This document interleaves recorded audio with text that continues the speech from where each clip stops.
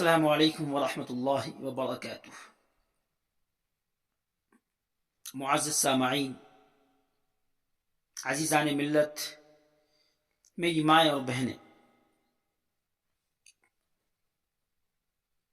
یہ دنیا دار الامتحان ہے۔ یہاں امتحان اور آزمائش ہونی ہی ہونی ہے۔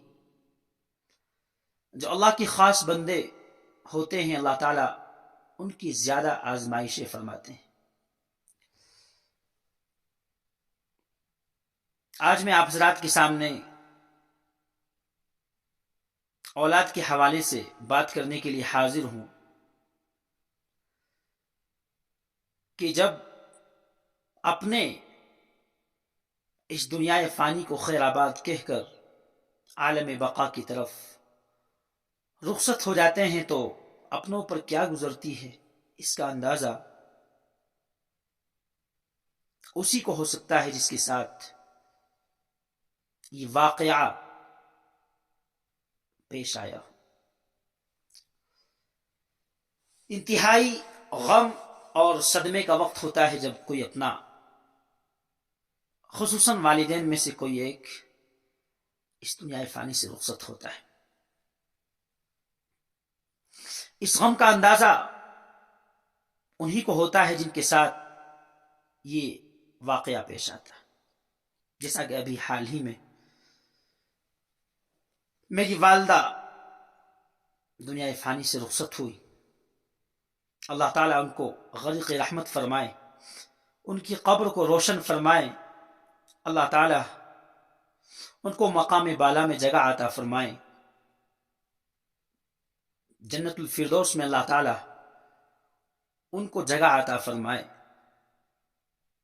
تو اس غم کا اندازہ یا تو مجھے ہے یا پھر میرے پسماندگان میں میرے بھائی ہیں، میری بہنیں ہیں، میرے والد ہیں، ان کو اس غم کا اندازہ ہے۔ آپ کو اس غم کا اندازہ ابھی نہیں ہو سکتا۔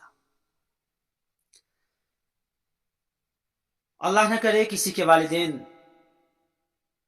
بہت جلد ان کو چھوڑ کے رخصت ہو جائے۔ دعا گو ہیں ہم اللہ تعالیٰ سے کہ اللہ تعالیٰ آپ سب کے والدین کو درازی عمر عطا فرمائے۔ تو جناب، جب اپنے والدین میں سے کوئی ایک رخصت ہوتا ہے تو دل پہ کیا گزرتی ہے، اس کا اندازہ تو جناب انہی کو ہوتا ہے جن کے ساتھ واقعہ پیش آتا ہے۔ لیکن میں آپ حضرات کے سامنے آج اس لیے حاضر ہوں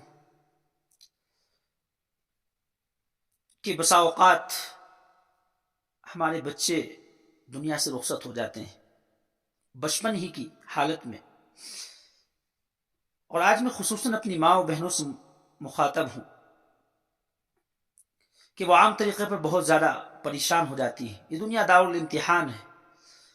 اولاد اللہ تعالیٰ کی جانب سے عظیم نعمت ہے، نعمت عظمیٰ ہے۔ تو جب اللہ کا کوئی بندہ یا اللہ کی کوئی بندی اپنے بچے کے فوت ہونے پر انا للہ و انا الیہ راجعون پڑھتی ہیں اور پڑھتا ہے،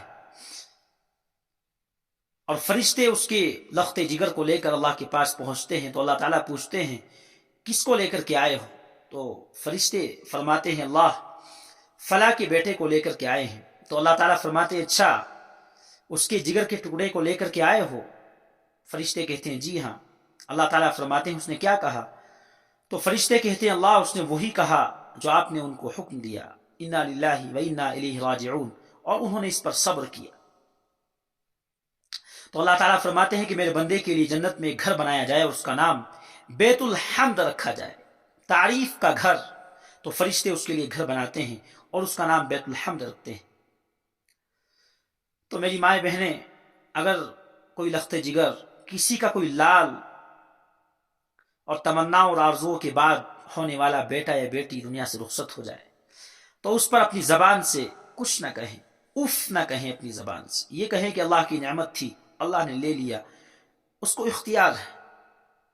اللہ تعالیٰ آپ کو جنت الفردوس میں اس بچے کی جانب سے ایک گھر عطا فرمائیں گے جس کے اوپر لکھا ہوگا بیت الحمد، تعریف کا گھر، شکر کا گھر۔ اس لیے اگر کوئی اپنا دنیا سے بچھڑ جائے، آپ لوگوں سے دور ہو جائے، عالم بقا کی طرف منتقل ہو جائے، تو صبر کریں، صبر کریں، ایصال ثواب کریں، ان کو اپنی دعاؤں میں یاد رکھیں، اللہ تعالیٰ اس کا نعم البدل آپ کو عطا فرمائیں گے۔ آپ سب سے بھی گزارش ہے کہ آپ سب میری والدہ ماجدہ کو اپنی خاص دعاؤں میں شامل اور یاد رکھیں۔